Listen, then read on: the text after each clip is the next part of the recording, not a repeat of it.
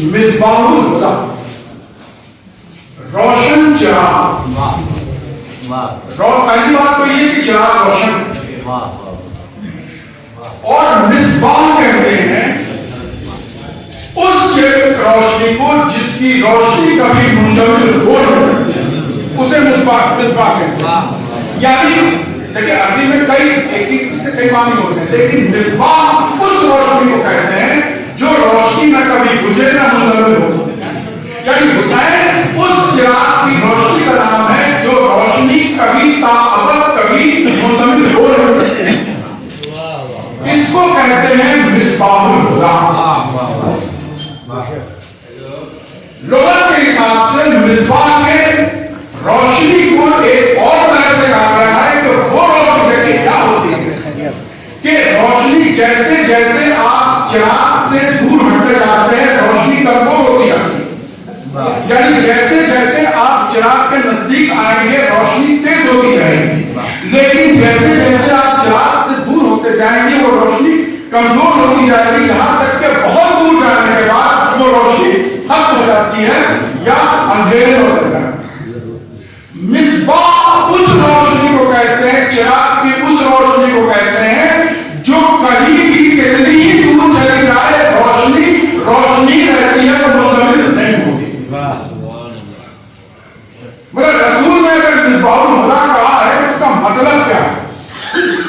مصباح اس روشنی کو کہتے ہیں جو آپ چراغ سے چاہے جتنا ہی دور ہو اس کی روشنی اپنی اسی تابناکی سے آپ کے راہ کو ہموار کرتی ہے. یعنی اگر کربلا میں حسین، اگر مناسبت ہے کربلا میں حسین، تو کربلا سے آپ جتنا ہی دور ہو جائیں، کہیں بھی چلے جائے، ایشیا یورپ کہیں چلے جائے، کربلا کی روشنی آپ کو اتنی ہی تابناکی سے ملے گی جتنا کربلا. اس کو کہتے ہیں مصباح الہدی.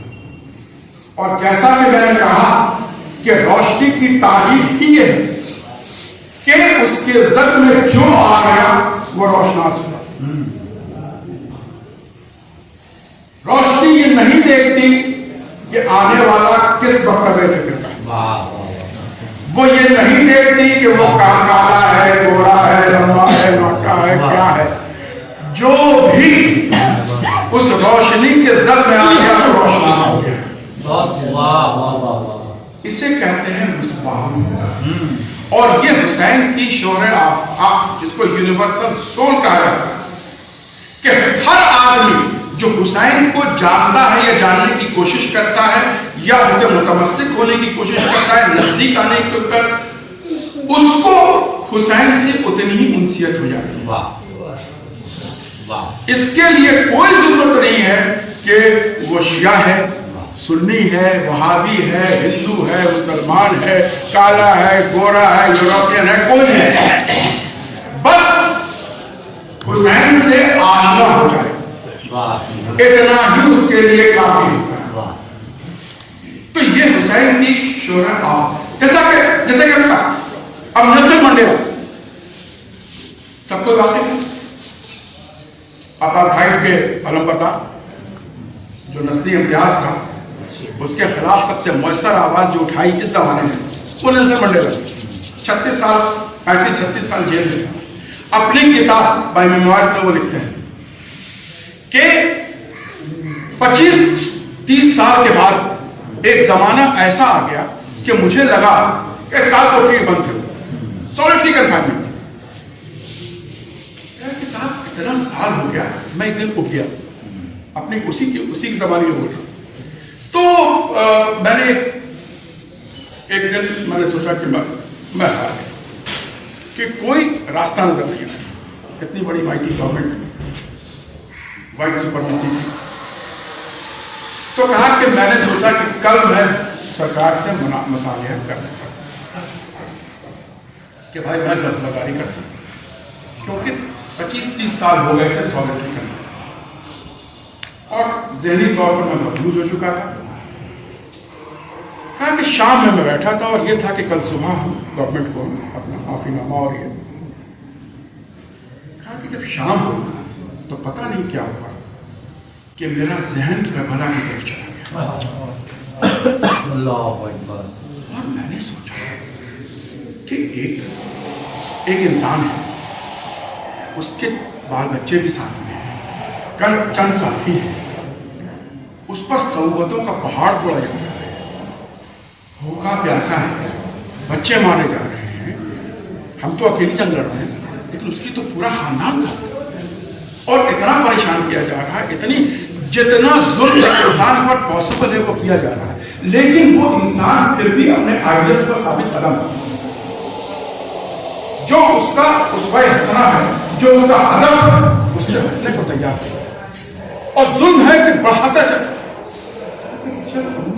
امام حسین کی شخصیت کو میرے ذہن میں آئی اور کہا کہ شاید یہ اللہ کی طرف سے تھا کہ مجھے یہ ہدایت کا راستہ جو ہے کرنے کے لیے مجھے میری نظر ذہن جو کربلا کی طرف چلا گیا, اور کربلا میں امام حسین کی شخصیت میرے سامنے آ گئی, اور میں نے دیکھا کہ جب اپنا سب کچھ لٹانے کے بعد بھی کوئی شخص اپنے ہدف سے ہٹنے کو تیار نہیں اور حق کے راستے کو چھوڑنے کو تیار نہیں, تو ہم تو صرف اکیلے, ہم تو صرف میری اکیلی قربانی ہے, میرے پاس بچے تو باہر ہیں, وہ اپنا ٹھیک ٹھاک ہے سب ہے. بس یہ وہ لمحہ تھا, میں نے یہ ڈیسائیڈ کر لیا کہ اب چاہے جو ہو میں حسین کے راستے پر ثابت قدم رہوں گا اور اب سے نہیں ہٹوں گا. اور کہا وہ شام تھی کہ جب میں نے پھر سے میرا ذہن ایک بار حق کی طرف رائز ہو گیا, اور آخر گیا 3-4 سال کے بعد وہ ظلم کی زنجیریں ٹوٹی اور سردیاں ہوئی, اور اس پر جو اپنا اس نے جب ختم ہوا تھا اس وقت اس نے یہ بات کہی تھی کہ آج اگر ہم حق پر رہ گئے اور حق سے ہٹے نہیں تو یہ صدقہ ہے. کہنے کا مطلب یہ ہے کہ جو دیکھیں وہ کوئی کرسچن تھا, ایسا نہیں کہ مسلمان ہو گیا, مطلب آپ کے نظریات نہیں ہوتے, بس آپ حسین کی طرف دیکھیے, آپ کو اپنے مسئلے کا حل نظر آئے گا. بھائی ڈی ایف دراکا نے ایک بہت مشہور مصنف جو کرنٹ کا ایڈیٹر ہوا کرتا تھا, اس نے کتاب اپنی سوانح عمری لکھی ہے, اس کا حالانکہ ایک صرف چیپٹر ہے مولا علی پر, لیکن اس نے اس کتاب پر لکھا دین علی کیم ٹو مائی. اور ڈی ایف دراکا ایک زوراسٹرین آتش پرست, اور وہ کہتا ہے کہ امام مولا علی سے میری نسبت اس طرح تھی کہ میں ان سے دو بدو بات کر سکتا تھا, میں ان سے مل سکتا تھا, میں کوئی پریشانی میں ہوتا تھا تو میں پکارتا تھا, آپ تو بس ان کے نام کو پکارتے ہیں, وہ کام نہیں کرتے, میں تو سامنے میں باتیں کر سکتا تھا بس. اور ایک پورا قصہ لکھا ہوا, پوری ایک چیپٹر ہے اس کتاب. تو جب یہ ہو گیا تو اس نے کہا کہ صاحب نے ہم سے پوچھا کہ تم مولا علی سے اتنے قریب ہو کہ تم جب چاہتے ہو ان کو بلا لیتے ہو, اپنے سارے مسئلے کا حل دریافت کر لیتے ہو. یعنی اس نے کہا کہ جب اس کو ہارٹ اٹیک ہوا, نمونیا تھا, ہارٹ اٹیک ہوا, اور جب اسپتال میں بھرتی ہوا تو جب آئی سی یو میں گیا تو کہا کہ میں نیم بیہوشی کی حالت میں تھا. ڈاکٹرز نے کہا کہ یہ چند منٹ کا مہمان ہے. تو میں نے آنکھ کھولی, ڈاکٹر پیچھے سے نے کہا کہ میری بیوی باہر ہوگی, میں کیا مل سکتا ہوں؟ تو لوگوں نے آپ نے کہا کہ چند ہی منٹ کا مہمان ہے, ملنے کا. کہا کہ میری وائف ہے, کہا کہ 1 منٹ کے لیے میں خالی میں اپنی بیوی سے بات کرنا چاہتا ہوں. باہر ہوگا بولا. تو کہا کہ اپنی بیوی سے میں نے کہا کہ بابا سے بات ہوئی؟ تو اس نے کہا بابا سے بات ہوئی. تو انہوں نے کہا کیا کہا؟ انہوں نے کہا کہ نہیں وہ ٹھیک ہو جائے. تو کہا کہ ٹھیک ہے, تو میں بس نہیں لیتا. کہا کہ ٹھیک تم جاؤ. پھر اس کا بے ہوش ہو گیا. 3-4 گھنٹے بعد جب ہوش آیا تو ڈاکٹر پیچھے بات کر رہے تھے, the worst is over. اور اس کے بعد 17 سال تک وہ زندہ رہا. وہ اس کا خالی تھی, میں اس کی نشاندہی کر دیتا ہوں کہ یہ وہ گھر ہے جو یہ دیکھ نہیں دیتے کہ یہ اپنا ہے کہ پرائے ہے.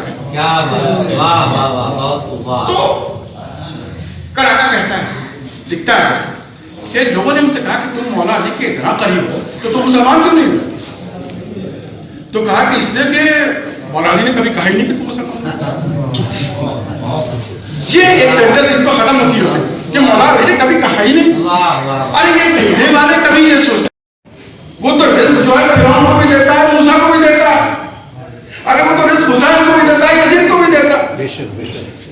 تو یہ وہ شخصیات ہیں جو یہ دیکھ چھوڑ دیتے ہیں کہ تم کون ہو, اور دینے کے بعد وہ کرو تو بھول جاتے ہیں کہ جس کو یہ نہیں کہا ہی نہیں کہ تم تو یہ وہ شخصیات ہیں جن پر ہم جتنا رش کریں وہ کم ہے. ابھی آپ نے دیکھا ہوگا social media does God exist, ابھی آ رہا ہے کہ جس میں جاوید اختر اور ایک شمائل نبی صاحب ان کا ایک مناظرہ کہ ڈز گاڈ ایگزسٹ, اور بہت ہی بچکانا بحث و مباحثہ تھا کیونکہ دونوں ہی بچکانے ہیں. ایک جاوید اختر صاحب یہ پتا نہیں ہے کہ اللہ کرتے کس کو ہے, اور ایک شمائل نبی صاحب جو اس بچکانے کا جواب بھی بچکانی انداز میں دیا, اور انہیں یہ پتا نہیں ہے کہ میدانیت کہتے کس کو ہے. بہرحال لیکن دو بولوں کے بیچ کی ایک بحث تھی, اور اس میں پوری دنیا بھی جو ہے وہ یہ ادارے صاحب کو انہوں نے ایسے یہ کر دیا. ابھی امام محمد باقر علیہ السلام کی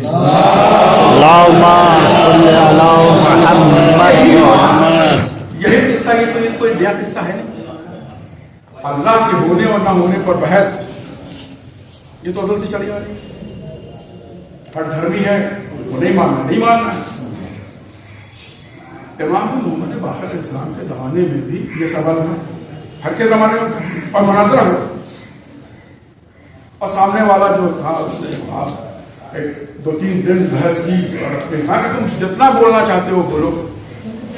اور اس کے بعد ہمارے امام نے مشکل سے 10 منٹ یا اس سے بھی کم کیا کہا, انہوں نے کہا کہ یہ تم جو بحث کر رہے ہو, تمہارے بحث کا جو پیمانہ ہے اور جو تمہارے بحث کا فارمولیشن ہے وہی غلط ہے. کیونکہ تم بات کر رہے ہو اللہ کے ہونے ہونا, یہ تو بات کی بات. پہلے تو تم یہ بحث کرو جو مطلب خالق, جو لفظ استعمال ہوا کہ تم خالق کی بات کر رہے ہو, پہلے تم مخلوق کی بات. پہلے تم بحث کرو مخلوق کی, خالق تو بعد میں آئے گا, پہلے مخلوق تو سمجھ کے بتاؤ نا ہمیں. تم پہلے اس کی بحث کرو. یہ تمہاری 2 آنکھیں, تمہارے 2 ہاتھ, تمہارا سوچتا ہوا دماغ, دھڑکتا ہوا دل, اور چلتے ہوئے پیر اور ہاتھ اور یہ اور سوچنے, پہلے تم یہ جو کریشن ہے پہلے اس پر بحث کرو. اور جب کریشن پر تم بحث کر لو گے تب تم ہم سے کریٹر کی بحث کرنا. سبحان اللہ. تم کیا کرتے ہو, جس گھڑی کہتے ہو تم کہا کہ تم بحث کر رہے ہو غلط, تم سیڑھی تڑپ رہے ہو. تم سب سے پہلے اس کے کریشن پر ہم سے گفتگو کرو, اور جب کریشن پر گفتگو کرو, کہا کہ جتنے ایتھیسٹ ہیں, جتنے بھی اللہ کو نہیں ماننے والے ہیں, سب کی جو سب سے بڑی غلطی ہے وہ یہی ہے کہ وہ سیدھے اللہ کی وحدانیت پر چلے آتے ہیں, جبکہ سب سے پہلے تو اللہ کی مخلوق پر بحث ہو کہ یہ مخلوق کیا ہے. یہ سوچتا ہوا ذہن جو ہے, دھڑکتا ہوا دل اور یہ ہاتھ پیر تمہارے, یہ کیا ہے. اور اس پر انہوں نے 10 منٹ کی جو گفتگو ہے, ظاہر بات ہے کہ وقت نہیں ہے کیونکہ اپنے آپ میں یہ ایک بہت بڑا. تو جتنے ایتھیسٹ ہیں مولا نے بتا دیا کہ ان کے فنڈامنٹل فلاز کیا ہیں. فنڈامنٹل فلاز یہی ہے کہ وہ خالق کی بات کرتا ہے, مخلوق کی بات نہیں کرتا, کیونکہ جانتا ہے کہ مخلوق ہی, جب وہ مخلوق کو سمجھ جائے گا تبھی تو خالق کو سمجھے گا. بغیر مخلوق کو سمجھے ہوئے خالق کہاں سے سمجھ میں آئے گا. اور یہی فنڈامنٹل فلا ہے. جس کو بھی اللہ کے ایگزسٹنس پر بحث کرنی ہو وہ امام محمد باقر علیہ السلام کے مناظرے کو پڑھ لے, اور جتنے بھی چاہے جتنے محمد سے محمد نقطے تھے ان سب کا جواب 10 منٹ کی تقریر میں مولا نے دے دیا. اور اس کے بعد پھر آخری سوال یہی کیا कि जब उन्होंने वैधानियत पर नहीं दिया, कहा कि अब तुम अब क्या करते हो? कहा साहब ऐसा है कि अब मुझे ये शक होने लगा है, अब ये अथीस जो था सामने वो कहे अब मुझे ये शक होने लगा है कि शायद अल्लाह है। कहा हाँ, ये तुम्हारा पहला स्टेप है वैधानियत की तरफ कि शक हो जाए कि हाँ अल्लाह है। तो ये जो है ये तुम्हारा, तो हमें फख्र होना चाहिए कि जो हमारे इमाम हैं, जो इमाम हैं, हम उनके पैरोकार हैं, जिनके पास हर सवाल के जवाब हैं और जो हमारे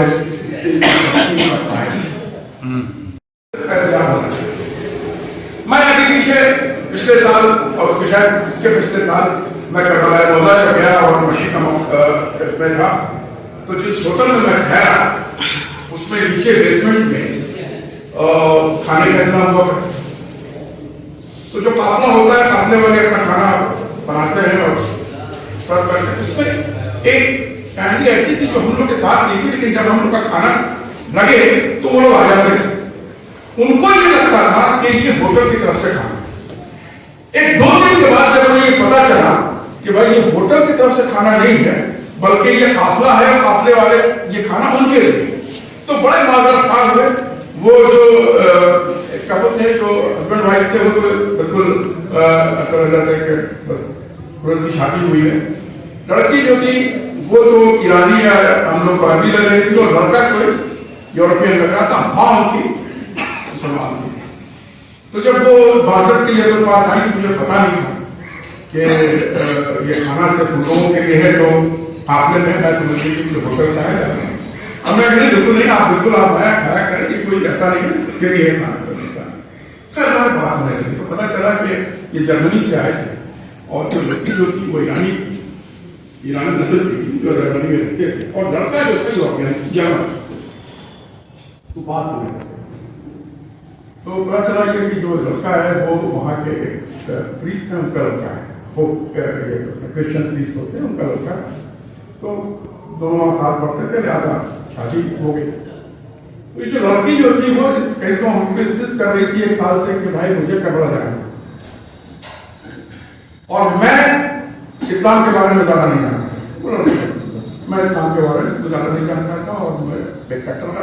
जाहिर है कि वो एक पादरी के घर कट्टर किस्म का, जो अपने मतलब के अलावा सबको जैसे ही समझते हैं जैसे वहाँ तरीके से होता है। तो वो नहीं आना चाह रहा था, लेकिन उसकी वाइफ ने इंसिस्ट किया, तो वो अपने बाप के पास गया जो क्रिश्चियन प्रीस्ट था।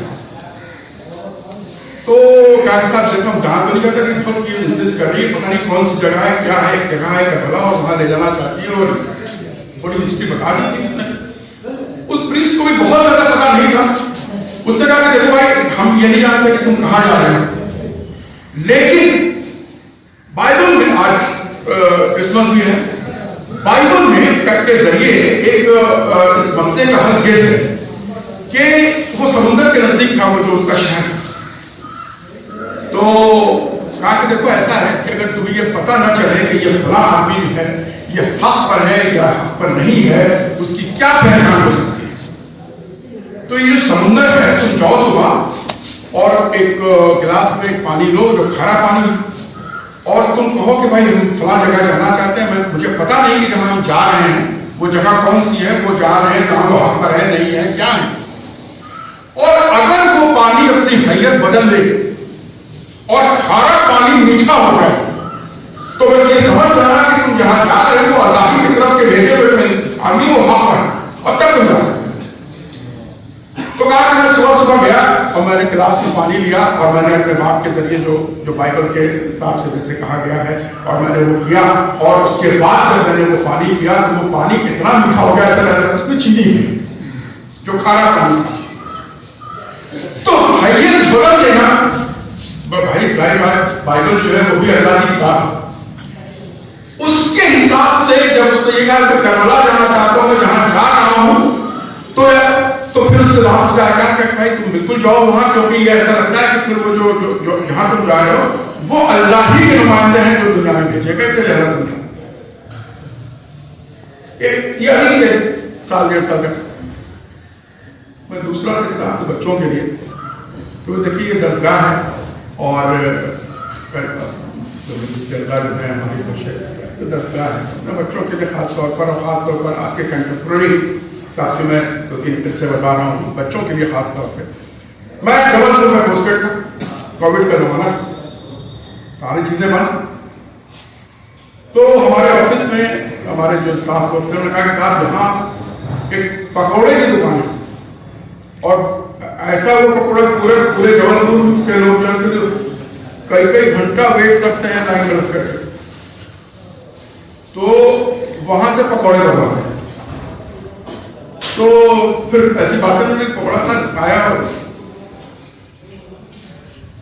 تو ہمارے بھائی اس میں کیا خاصیت ہے, کیا بات ہے, سارے باتیں وہاں سارے ایسے ہوں. تو پتا چلا کہ یہ جو پکوڑے کی خاصیت یہ ہے کہ جب پکوڑا وہ تلتے ہیں جو کے مالک ہیں تو وہ کفگیر سے نہیں تلتے, کھولتے ہوئے تیل میں وہ ڈال کر کے اور اپنے ہاتھ سے کھولتے ہوئے تیل سے وہ پکوڑے نکالتے ہیں, اور اس کو دیکھنے کے لیے لوگوں کی لمبی لائن رہتی ہے کہ آخر ایسی کیا بات ہے, اس کی وجہ کیا ہے کہ کھولتے ہوئے تیل میں پکوڑے چلے جا رہے ہیں اور انسان جو کر رہا ہے وہ اپنے ہاتھ, اور اس پر BBC نے ایک ڈاکیومنٹری بنائی کہ عجوبہ چیزوں کی وہ چلی تھی سیریز, تو لہذا تو ہمیں وہ سیریز دکھایا انہوں نے. اب دیکھو کیا کہیں اس پہ کنٹرول آدمی جو تو وہ بتایا کہ صاحب BBC والے سے پوچھے تھے کہ ایسا کیسے ہو سکتا ہے کہ کھا ہوا تیز اور اس میں تم پکوڑے کر رہے ہو اور تبدیل سے نہیں اپنے ہاتھ سے پکوڑے نکال سکتے اور اس کے لیے بھیڑ ہوتی. تو اس نے کہا کہ دیکھیں صاحب میں تو جانتا نہیں کیا, یہ بات میرے باپ کے زمانے سے شروع ہوئی اور میں اس کو اور ہوا کیا تھا کہ یہ میرے باپ کی دکان چل رہی تھی اور محرم کا زمانہ تھا اور ادھر سے جلوس جایا کرتا تھا بابا حسین کا اور حسین کیا کرتے تھے. اتفاق سے کیا تھا کہ وہ زمانہ ایسا تھا جس میں زیادہ بڑا تھا, اور کیا ہوا کہ اس دن تبدیل اس دن ہو گئی ٹوٹ گئی یا کوئی وجہ ہو تبدیل نہیں تھی, تو اس نے ایک انگلی لے کے دیکھا کہ انگلی جلی نہیں. تو اس نے کہا کہ وہ تو کیسے نہیں چل رہا, تو ہوا کیا کہ وہ حسین بابا کو جیسے جلوس جایا کرتا تھا تو میرا باپ جو ہے وہ بھی حسین کرتا رہا, اور جب دیکھا کہ نہیں چلا تو اس نے ہاتھ ڈال دیا, بھی نہیں چلا. تو کہا کہ اس زمانے سے ہی ہمارے گھر کا چلن چل رہا ہے کہ ہم لوگ حسین کر کے ہاتھ ڈال دیتے ہیں اس میں, اور جو ہے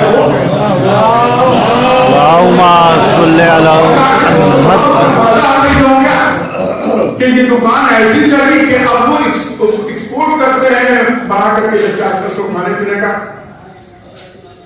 یہ کہ حسین اور حسینیت دیکھتے جس نے بھی جو چاہا وہی مصباح الہدیٰ اور سفینۃ النجات, جس نے بھی جو چاہا وہ اس کو حسین سے ملا, اور ایسی چیزیں ملی جو کہ عقل سے کے باہر کی ابھی میں بس میں آخری بات اس کے وقت بھی بات میرے دوست ہیں UK سے نسل اور سب کی بات ابھی مہینے بتایا تو اس کی بیٹی نے مجھے فون کیا کہ صاحب ہمارے فادر جو ہیں وہ سب بیمار ہیں, ان کا ایک آپریشن ہوا ہے, 6 گھنٹے کا آپریشن ہوا ہے, اور لیکن وہ آپ کو یاد کر رہے تھے تو میں چلو میں آتا.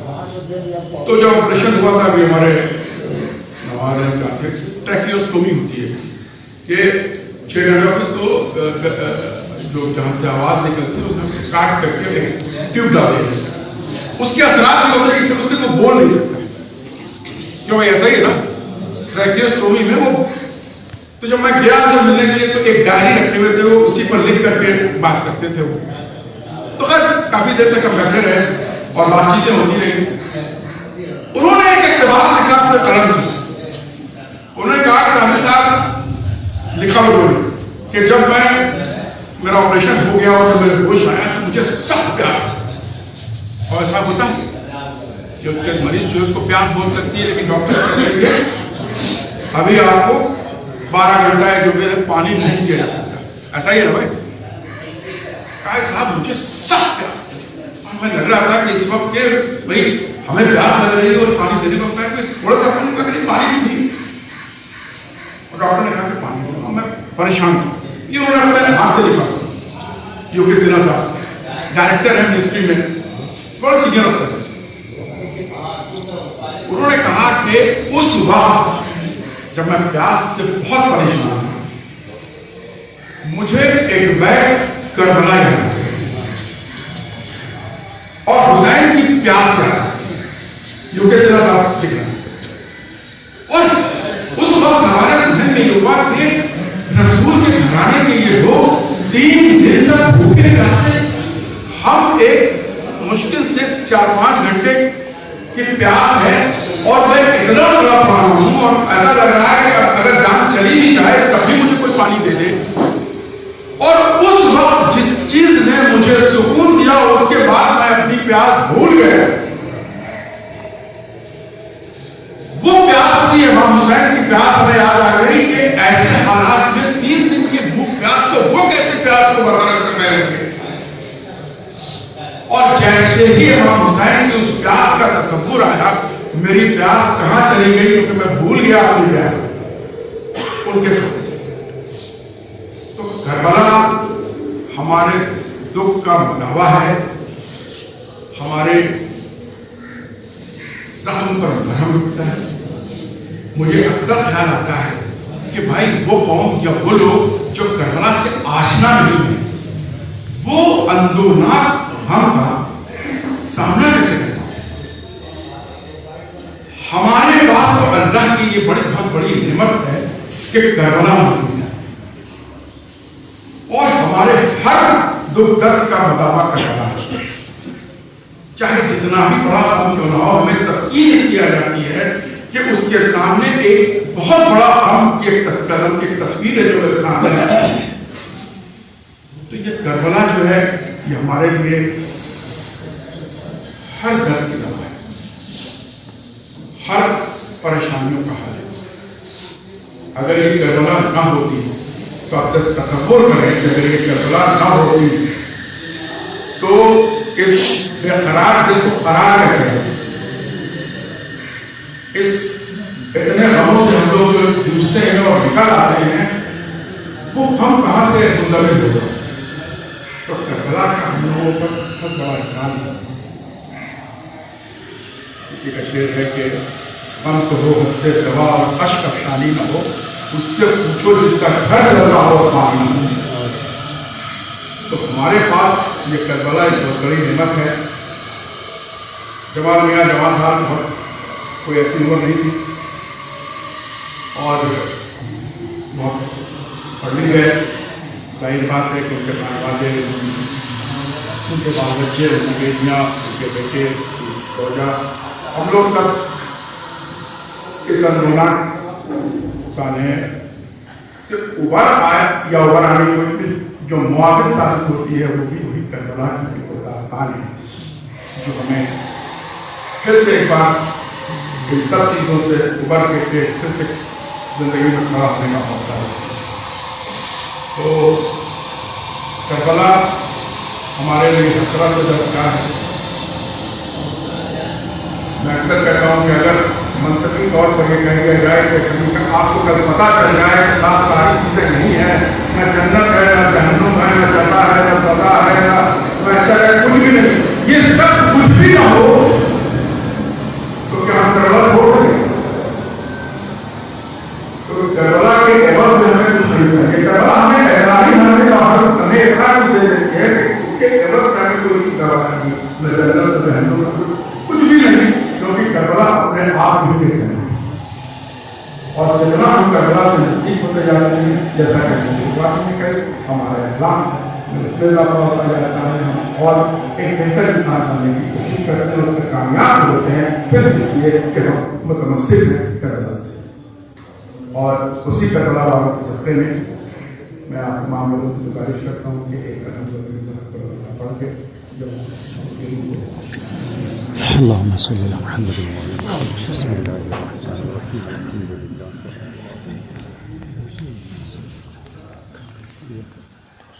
صراط المستقيم صراط بسم الله